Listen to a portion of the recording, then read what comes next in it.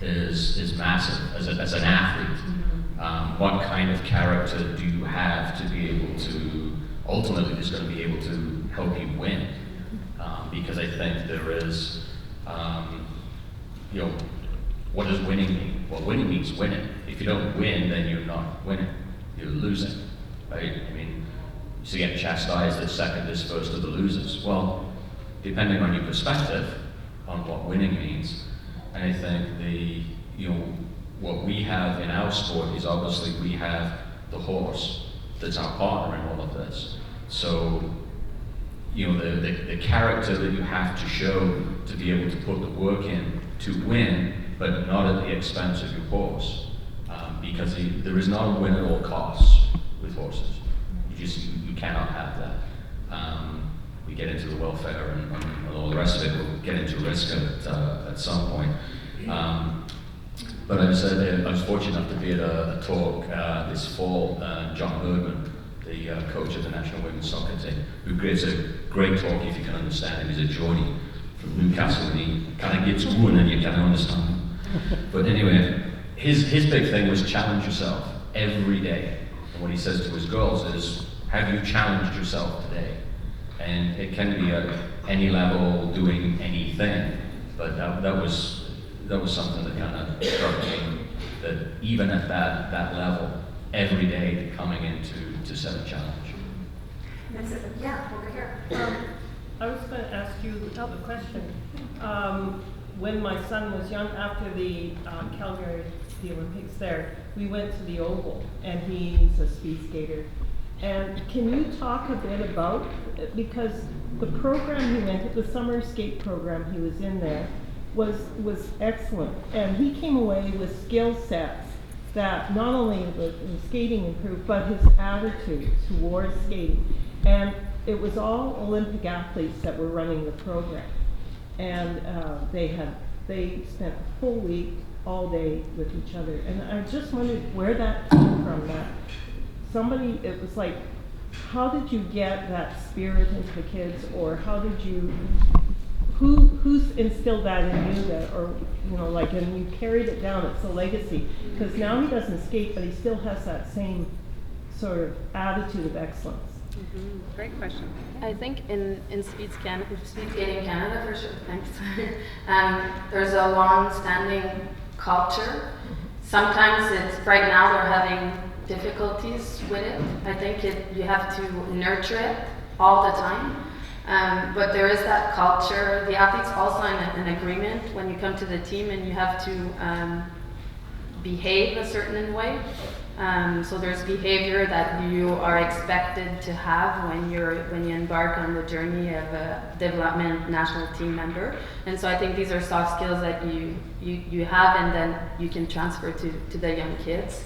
It's a small community also, maybe not as big as you guys, and I think the Olympic athletes are, like I talked about the legacy, and we always go back and give back to the younger athletes. Like I coached, I went and did camps like this to schools and to speed skaters. So I think it's just long-standing. It's been there for a little while, and then just out of respect, I was in Rio with your sport, and you know how you say actions speak louder than words, and we talk about respect, and I know you guys I'm learning, horse grooms, and you have the athlete, right? When you go to the Olympics, the grooms unfortunately get to go in a village that doesn't have the same quality services as the Olympic village.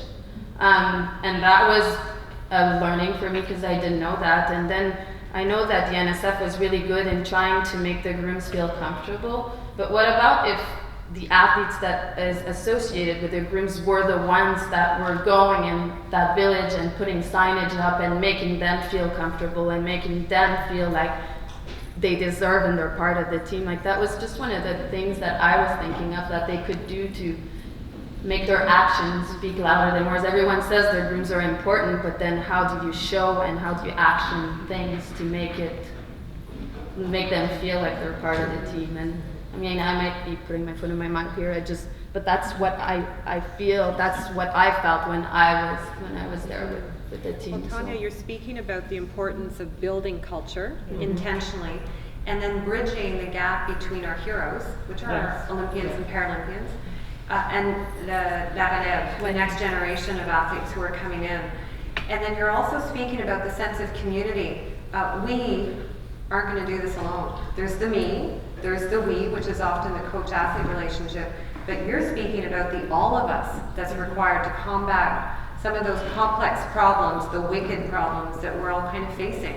Not just you, but all of sport.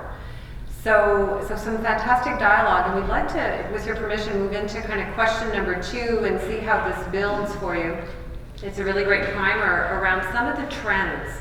So we talked to our panel members about, and this is about a learning maybe for you who's very immersed in the equestrian world, to learn maybe from others who have perhaps a different perspective from their own experience. So what are some of the key trends that you believe the equestrian community needs to take into account to contribute to a culture of competitive excellence?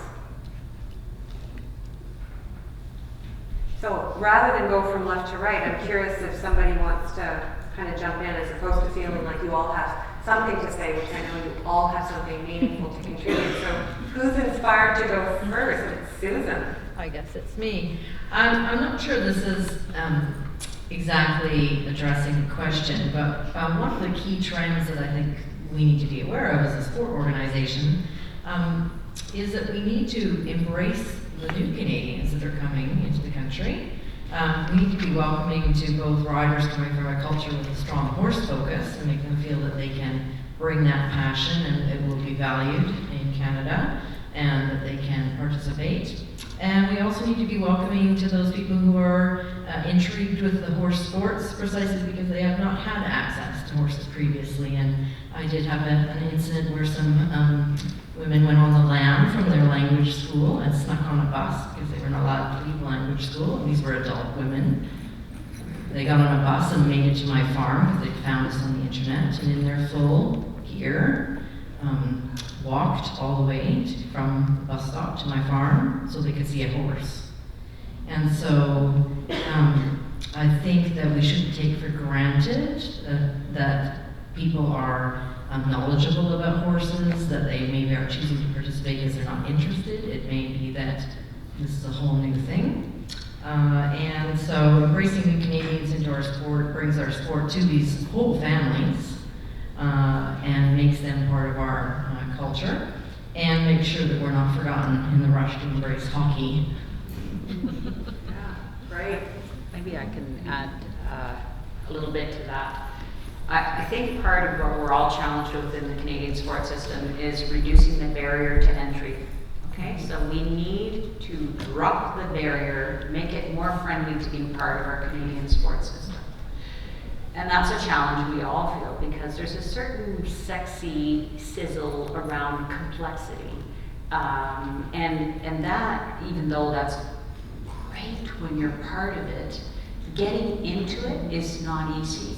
And it can be very intimidating and, you know, talking about new Canadians. And so I think one of the things we're trying to do, and it's easier said than done, and we appreciate that, is this year, instead of getting into new initiatives in our annual plan, we're responding to some of our environment, including the Truth and Reconciliation Commission, which I urge you to think about. I think there's 11 or around there recommendations related to sports, so that's really critical. So I think the thing that we're trying to focus on is do better what we're currently doing. Okay, so instead of adding on, is do better. So Eva, I love this initiative because it is about doing better what you currently do. That as one successful component of changing your environment would be incredible. It's hard and it takes a lot of work, but it is really important. And so I think from my perspective, that's a really good thing. The other thing I want to maybe throw out there in thinking, and we're really trying to wrap our heads around that as well, and so is the whole eliminating that framework of monopoly. You have to throw that framework out. Yes, you have your sanctioned events. Yes, that's really important. But there are folks out there who are competing with our industry, and it's happening more and more. There's discussion about membership versus service provision. So trying to remove the notion of monopoly from your thinking is really critical, and we are trying to do that within the NCCP. The fastest way to impact the culture on the ground is through partnership. It's not through CAC control.